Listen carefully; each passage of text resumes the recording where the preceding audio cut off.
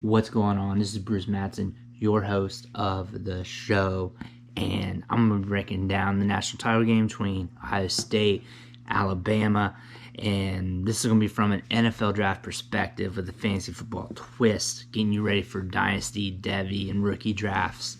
So let's dig in.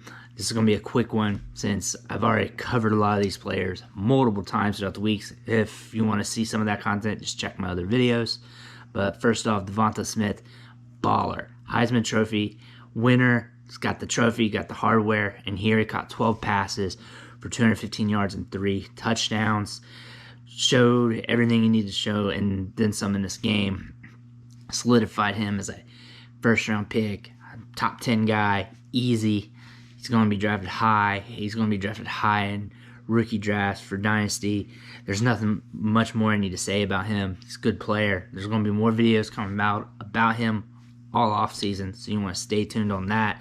John Mitchie's a guy who's been jumping up the board for me in Devy. I'm starting to like him more.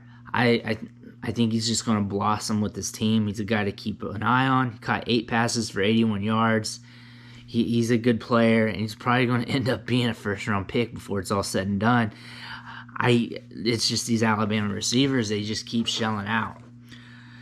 Jalen Waddle played in this game. He's recovered from that injury, kinda, and he's hobbling around out there. Showed a lot of heart. Didn't really do much, but it was good to see him out there. I wish he didn't play, though. It did nothing for me for his stock. He didn't raise it, didn't lower it. I still like him. He's still projected to be a first-rounder because he's that talented. He's that fast, that quick. So he's still a good player. The injury isn't going to bother me. He's going to be healed by the time it's draft time anyways. Najee Harris is the best running back in this draft. He showed it in this game. He didn't have as many wow plays he does usually, but he did have enough. And he scored 2 rushing touchdowns, and he had another receiving touchdown, but rushed for 79 yards, and then caught a nice pass and had some nice jack after the catch to score that touchdown as well. And he looked good. He took some big hits and delivered some blows on people too. He's a pounder.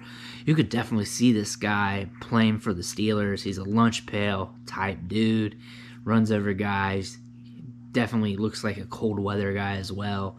I can see him carrying the load on short yards and goal line work, catching the ball in the backfield. I think he has the assets or the measurables or whatever you want to call it to be a true RB1 in fantasy. Just because he can catch the ball in the backfield, he's not coming down for the third down and goal line work. He's a workhorse back, and whatever team that drafts him is going to want to use him like that because he's a good player.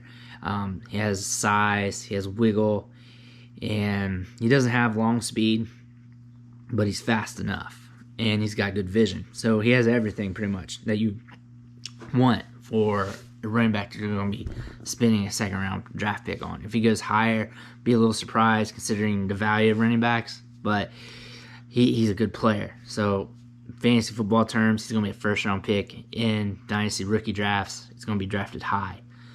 I think Mac Jones is a very underrated quarterback prospect. I sent out a tweet earlier kind of joking around saying maybe we should think about having him as the QB2 or whatever. Be sure he's not the QB2 in this draft. And maybe people wasn't really agreeing with that, and I don't really agree with it either. But I think he needs to be pushed up around the QB3, QB4. I don't think he should be hovering around the QB6 range. He's a first-round talent, maybe more like a late first-round talent, mid-first-round talent. But nonetheless, he has the intangibles to compete at the NFL level. He processes the field very quickly. He looks through his progressions, and he does that pretty quickly as well. And he's accurate. He can get the ball out, and he can sling it downfield. I mean, if he sucked totally, Devonta Smith would not have had the year he would have had. And Mac Jones has made some big strides between last year and this year. And I think once we get further into draft season, once scouts, big media starts looking at his tape more, he's going to get pumped up the board. And I think that's going to be pretty early in the process. And I still need to dig into him more, but this is from what I've seen on the field, from watching him play in live games. He looks good. On the other side of the field, Justin Fields, now he's a grade A quarterback prospect, and blue chip, has all the intangibles you need. Even in a tough game like this, he didn't look too bad. He could have been a lot worse for him. Threw for 194 yards and 1 touchdown, rushed for 67 yards. He's got that Konami code. It was just a tough game for him, and he didn't play bad. He didn't play great either. It's just, you kind of was expecting it anyways. So as long as he wasn't throwing multiple interceptions in this game, fumbling and all that stuff, what I've seen from him wasn't bad. And you have to look at the entire picture of his career, and it's been good. And he didn't do anything for me to drop him or raise him in this game. He's pretty much going to stay where he's at for me as the QB2 in this draft behind Trevor Lawrence. And I've already pumped out multiple videos of him. You know my thoughts. I like him a lot. I love his arm talent. I love his ability to run the football and pick up yards on the ground. So Justin Fields is a good player. Unfortunately, Trey Sermon came out in this game. He was hurt. That was not good for him. He was rolling last 3 games. He was gangbusters. However, this injury, I mean, it wasn't devastating, but that another 4th game in a row of good production would have helped his draft stock. Not that not having it wouldn't due to this injury, but it would have solidified things more for him. It would have helped him out a little bit because he would have had that extra tape. Because the early part of the year, he wasn't as much of a force in the offense. It was him and Master Teague. Master Teague getting a lot of work too. And if he could have just continued with that ball rolling into this game, maybe we could have had a different outcome. I highly doubt it though. But at least if he could have railed up like 80 yards and a touchdown or 2, looked good on film, put that out with his tape during draft season, that would have helped him a lot. But I still look at him as a good prospect. Look for some videos of him coming out in the near future, because I have some stuff brewing in here about Trey Sermon. Master Teague is a guy that I was very high on maybe like a couple years ago, and I've came down immensely. I like him as a college player. I'm having trouble seeing him translate to the NFL level. I just need to see more. Hopefully next year he steps it up. I am giving him the benefit of the doubt due to that Achilles injury he sustained during the spring, but evidently he still needs to show it. Him allowing Trey Sermon to take over the backfield, him not being able to take over, period, is a bad sign. And I'm hoping that it's just some lingering effects from that injury, because he did show some promise early in his career. It wasn't the best game for the wide receivers. Chris Olave is going to be drafted pretty high in this year's draft. Top 100 guy, I'm pretty certain about that, at least in top 3 rounds. Caught 8 passes, 69 yards. Good route runner, gets downfield, has speed.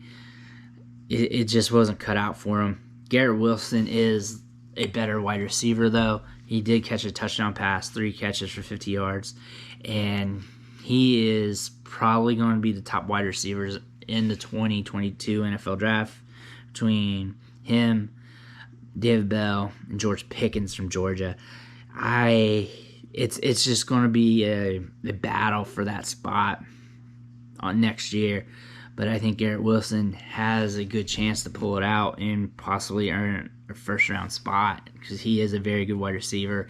He scored a nice little touchdown on like a post-corner route where he deked a guy selling his cut, and then kind of kind of like bumped into him and rolled off on the route. It was pretty solid, and he's been solid all year. He's been the right-hand man for Fields, and he should only get better. He got a lot better from last year, and I think he's continuously getting better.